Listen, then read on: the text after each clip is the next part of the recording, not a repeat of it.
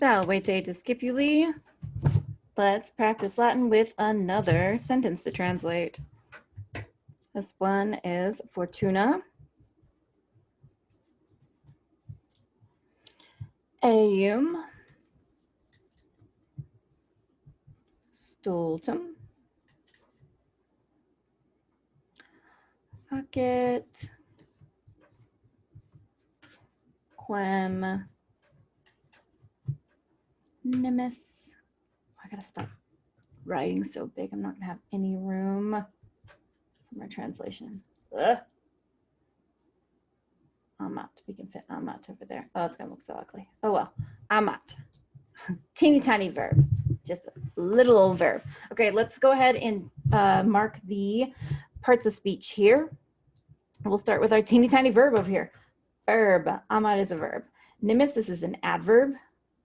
Quem, this is a relative pronoun. We know it's a relative pronoun and not an interrogative adjective because we have a period at the end. This is not a question. Facit, this is another verb. Stultum, now this could be an adjective or a noun. I believe here it's acting as a noun. But adjectives can do this. They can stand substantively. They can stand in as a noun. This isn't something that is unique to Latin. English does this as well. If you think of an adjective like blue, blue is an adjective, but you can have something called the blues. There it is being used as a noun. Or blue, the name of the color, blue the color, that is also used as a noun. So nouns and adjectives can kind of occupy both of those spaces. Eum, this is a pronoun, a third person personal pronoun, and Fortuna, this is a noun. We need to split this up. We have quem here, this relative pronoun. We need to split these up into two different clauses. We need to put our little relative clause on its own here. So starting at the relative pronoun itself, we're going to go forward until we either reach the end of the sentence or a verb, and then section it off right there. Fortuna, eum, stultum, facit. This is the main clause. Quem, nimis, amat. This is the relative clause. Let's get another piece of paper here, and we will take Fortuna, eum, stultum, facit, and translate that sentence, or that part of the sentence.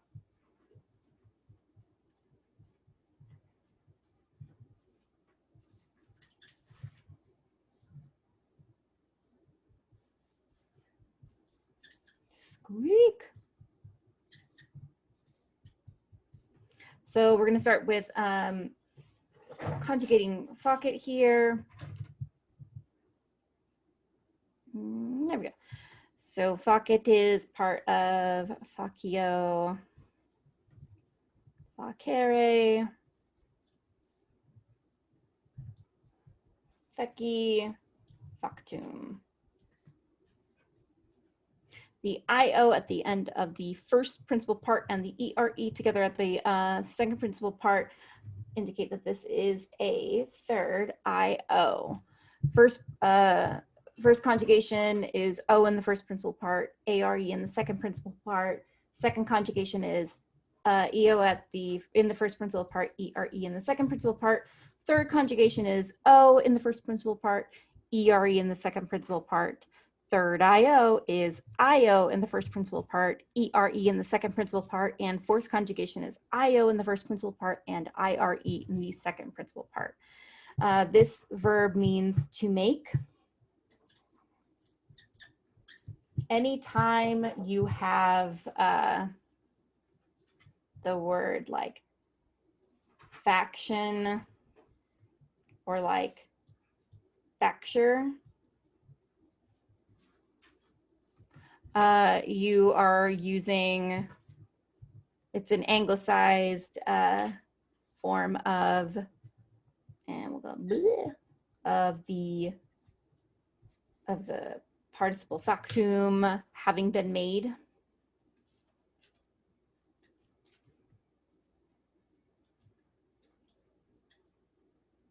So anglicized just means taken from another language and put into English and kind of changed to kind of changed to obey the rules of English.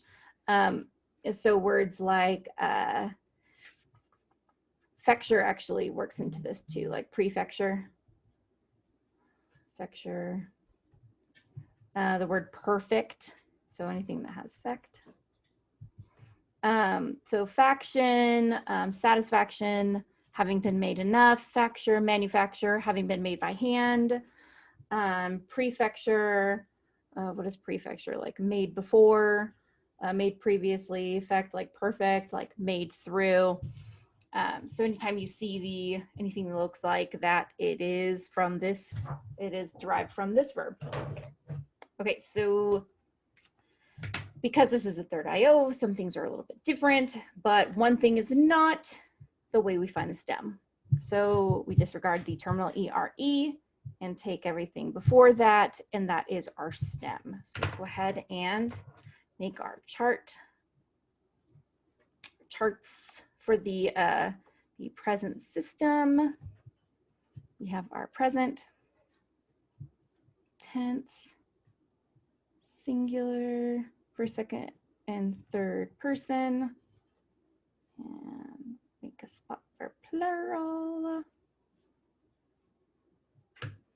Imperfect. Singular, first person, second person, third person. Oh no, okay. Bumped my copy stand here. All right, and future. Singular, first, second, and third person. Ooh, room. Lots of room.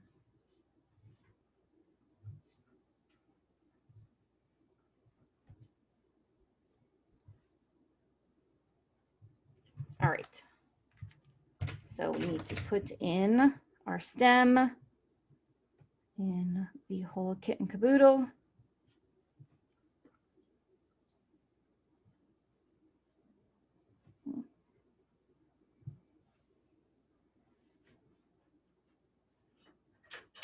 No, Fred. There we go. Mwah.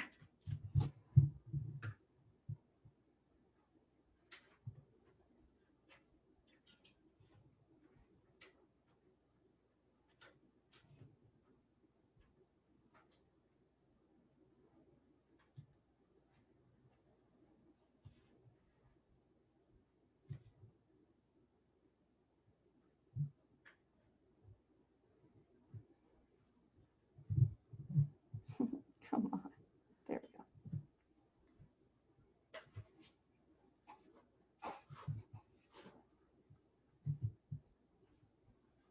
go. Okay, there we go. Ooh, it's got a little bit messy in some spots, but expect nothing less. Okay, so in the present, we don't use the thematic vowel. We are not in first or second conjugation. If we were, we would use the thematic vowel all throughout. What we use instead is the I that we have in the first principal part. So all of these get an I. Even third person plural. All of them get an I. In imperfect, we get an I as well, but we also get an E. So present only gets an I, imperfect, and a U in third person plural.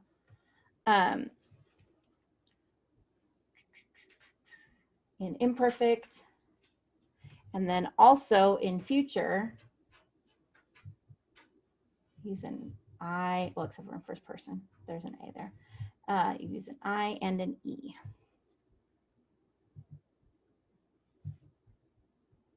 Okay. In present, we just need the stem, the vowel, and then the personal ending. So in the first person singular, it's already there in the first principal part. Facio, I make. S, facis, you make. Third person singular T, facit, it makes. First person plural, mus, facimus, we make. Second person plural, tis, facitis, y'all make. Third person plural, anti, faciunt, they make. In imperfect, does not matter what conjugation it is, they'll get a tense indicator for imperfect. So BA goes all through.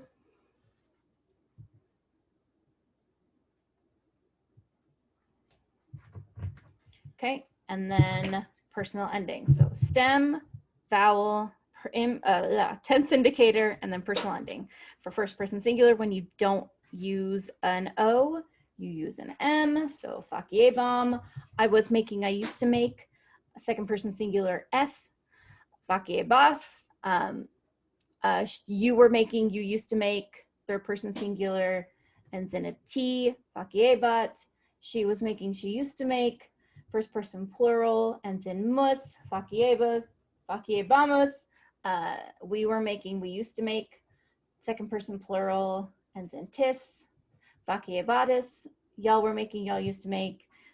Third person plural, ends in nt, faciebant. They were making, they used to make. In future, because we are not in first conjugation or second conjugation, this is third IO, we don't have a tense indicator. That is only in first and second conjugation. So we've got our stem, we've got our vowel, and now we put on the personal endings. M in the first person singular, faciam. I will make. S in the second person singular, facies, or facies. You will make. Sometimes I cannot make my tongue say these words. Third person singular gets a T, faciet. It will make.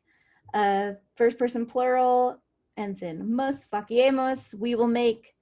Second person plural ends in tis, facietis. Yes, y'all will make. And then third person singular ends in nt, facient, or facient, they will make. So the verb that's in our sentence is facit, which is the third person singular in the present.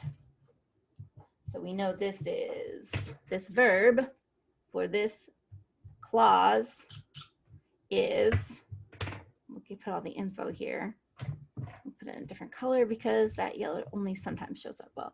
So we know it's third person, singular, present. Okay.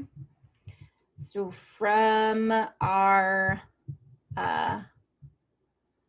if we need to, we can try and see if we can find gender with the relative clause, but we don't really need to, I don't think, because we have two nouns up here that could be the subject. They're both singular. So what else do we have? We have Fortuna. Fortuna is a first declension noun. Whoopsies, dropping everything around here. So So Fortuna. Let's decline it real quick. Fortunae. It is a, like I said, a first declension noun, and it's feminine because it's a first declension. Everything in the first declension is feminine, and it means like luck, fortune, chance.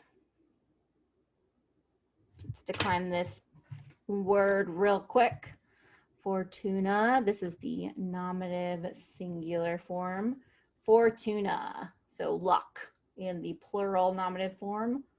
Fortunae, lucks, chances, fortunes. So the Roman understanding of luck is a little bit different than ours.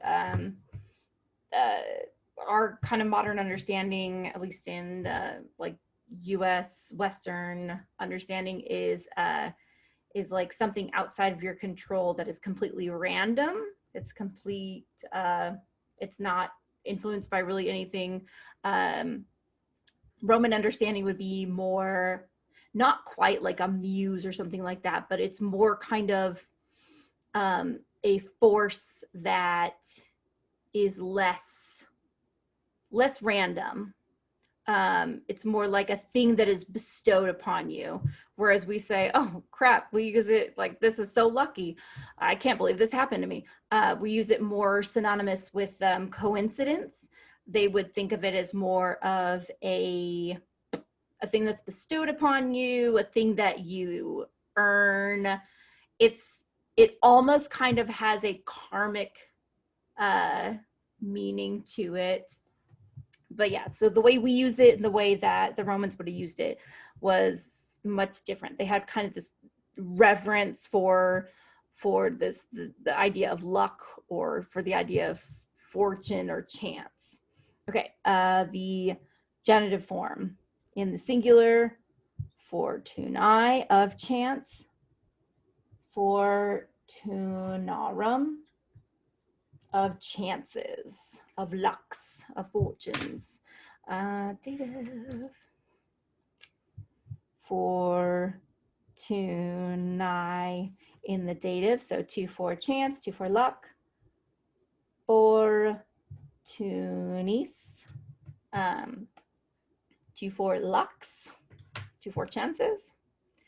In the accusative, fortunam,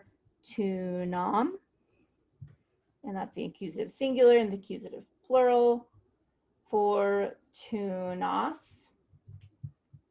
In the ablative, fortuna, and then fortunis. So our, there we go. Our form up here could be either the nominative singular or the ablative singular form. It's not likely that this is the ablative singular form, because the verb is not like a verb of like a separation or anything that would need to have like an ablative. It could be an ablative, like means, instrument, something made by luck, by means of luck. However, the other noun we have is stultum, which is like fool or foolish, and that's, you're not going to fool, make, and then not have a make him by means of luck. That doesn't make sense. That wouldn't work. So fortune can make something. Fortune can make, so fortune is going to be our subject. We're going to take it in the nominative here. So this is a feminine, it's singular, it's nominative. So luck, fortune, chance, it does something, it makes. Now we need to know what it makes. We need to have an object, a thing that that the verb can act on. So we need something in the accusative, and these eum, of this um at both of these tell me that we might have something in the nominative, or not nominative, sorry, the accusative here. Oops. So let's refer to really quickly our pronoun chart. I have a third person personal pronoun. There we go. Just to confirm, eum is the accusative singular form of the masculine third person pronoun. So him,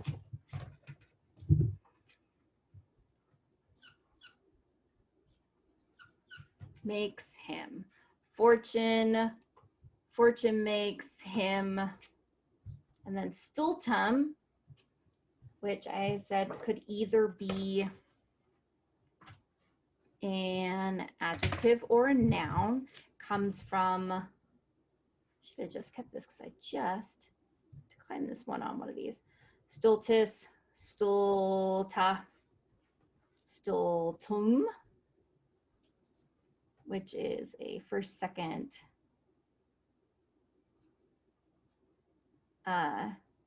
First, second declension. Adjective. That means fool or foolish, stupid. Wow, stupid to write out stupid incorrectly. I'm having a day. It's just been a day where my brain is refusing to work. Foolish, stupid, on its own as acting substantively as a noun, it would just mean like stupid or fool. Stupid one or fool. Okay, so you have, there'll be 3 columns, masculine, feminine, neuter, singular, and plural.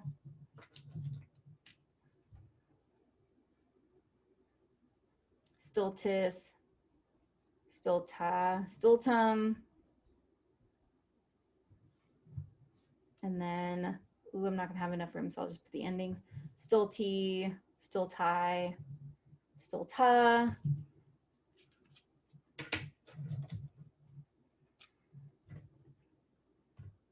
Stulti, stulti, stulti, stultorum, stultarum, stultorum.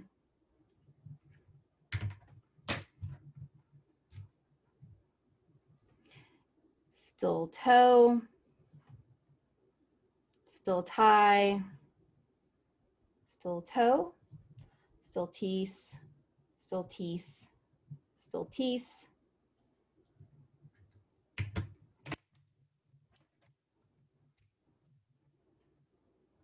Stultum, stultam, stultum, stultos, stultos, stultos, stulta.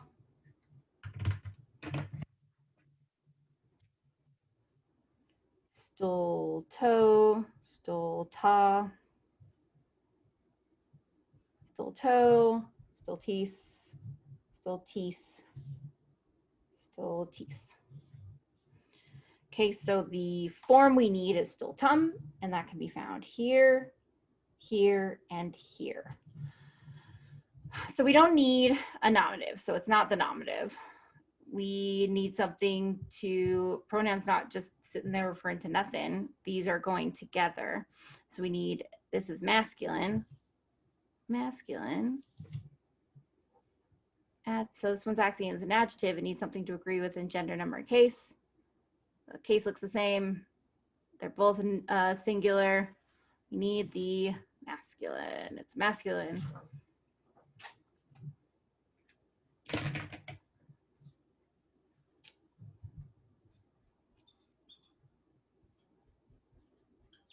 So what does this sentence say? Subject, I used the wrong green. Oh, it looks weird, it looks like blue. Anyway, so luck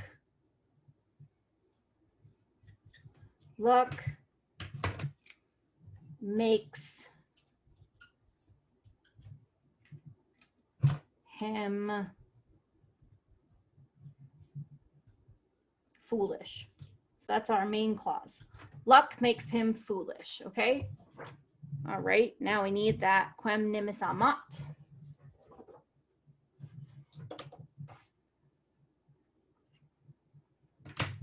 Makes who foolish?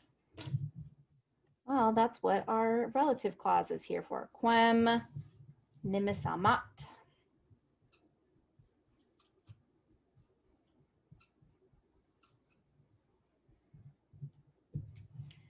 Our verb is from amo, amare. Let's conjugate it. Why not? We need the practice. So amat comes from amo, amare, maui, amatu. The O at the end of the first principal part and the ARE at the end of the second principal part tell us that this is a first conjugation. Okay. This verb means to love.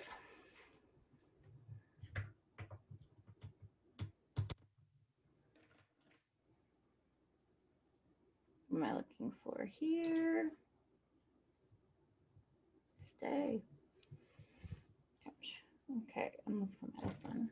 So we need to find our stem. So we disregard our terminal ARE here. AM is our stem. We are in first conjugation, so we can go ahead and use our thematic vowel all the way through. We don't have to think about any weird vowel changes. Let's make our charts. There's our present. We need a singular, a first, second, and third person. I didn't need that much space, honestly, for amo amare. They're very short. Here's a plural. I needed more space for imperfect. Dag nabbit. Imperfect. Singular. First, whoopsies. First person, second person, third person.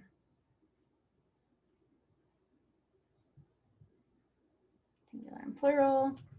And future. Singular, first, second, third person.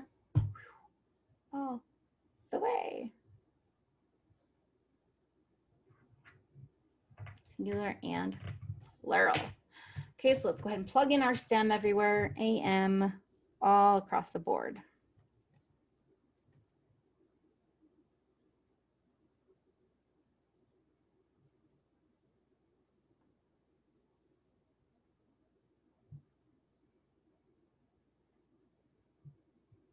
Oop, I should probably give myself a little bit more room here.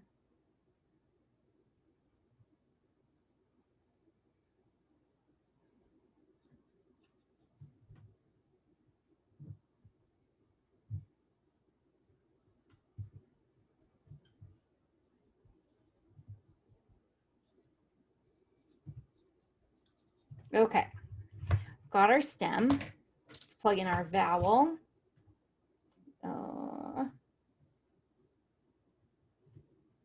No, wait, no, it's the same throughout. I'm doing too many third and third IOs. Getting myself confused here.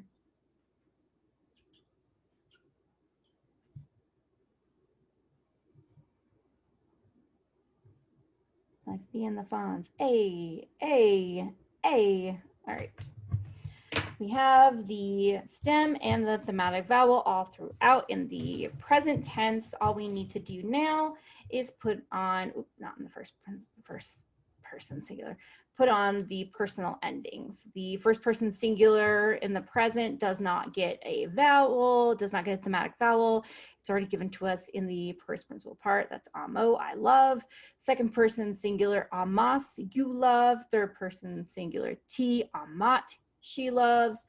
First person plural, mus, mamas, we love. Second person plural, tis, amatis, y'all love. Third person plural, amant, they love. In the imperfect and in the future, we're going to need to add our tense indicators. In imperfect, it's all BA and all of this.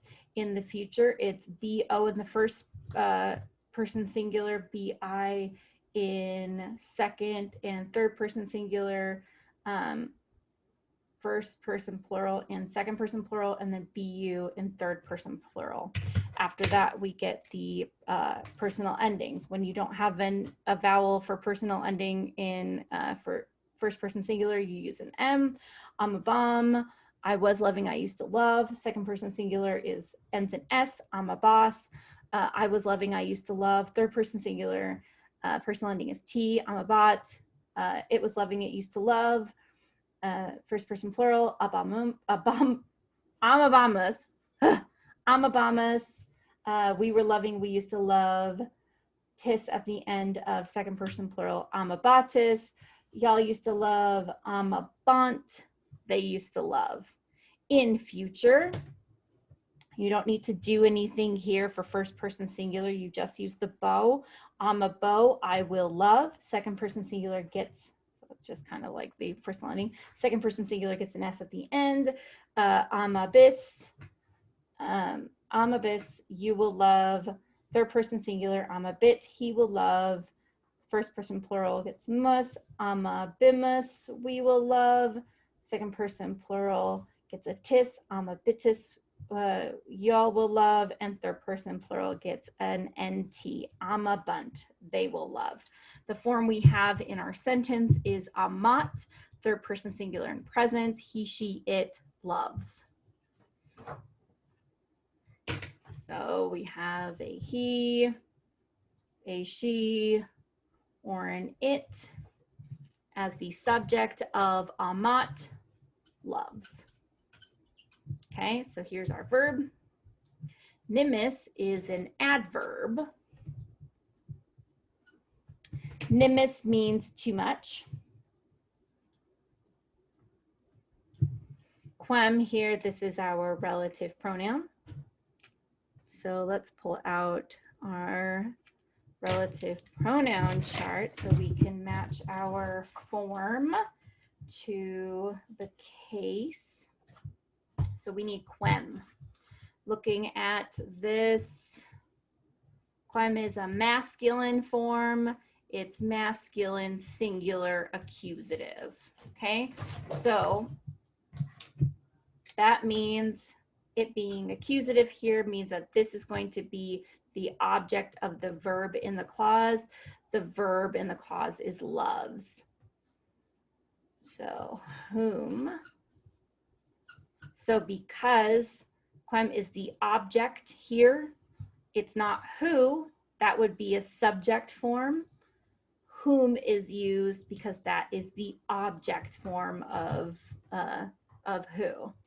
Okay, so whom he, she, it loves too much.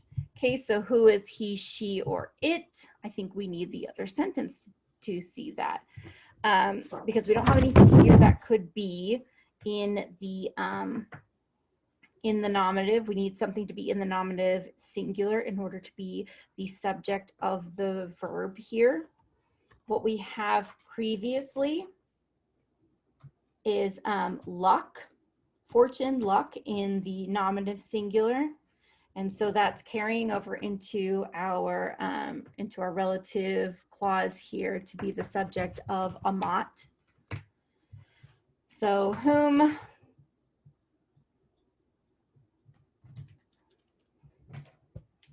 fortune,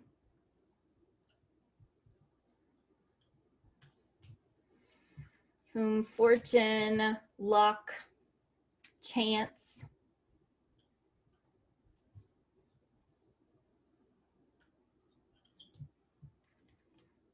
loves too much.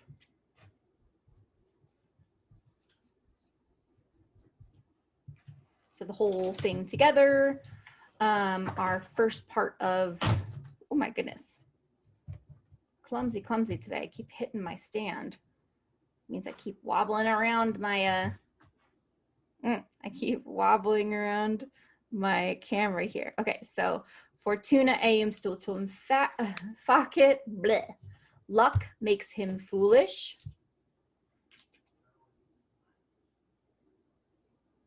Luck makes,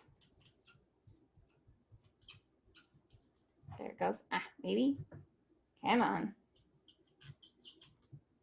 Luck makes him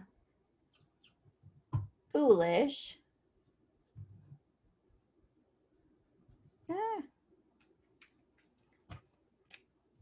Comma.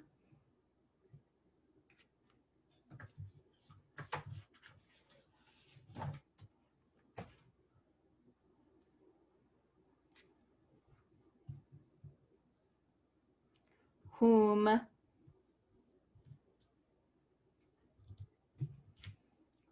luck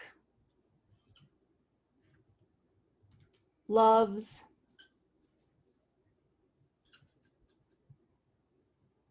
too much.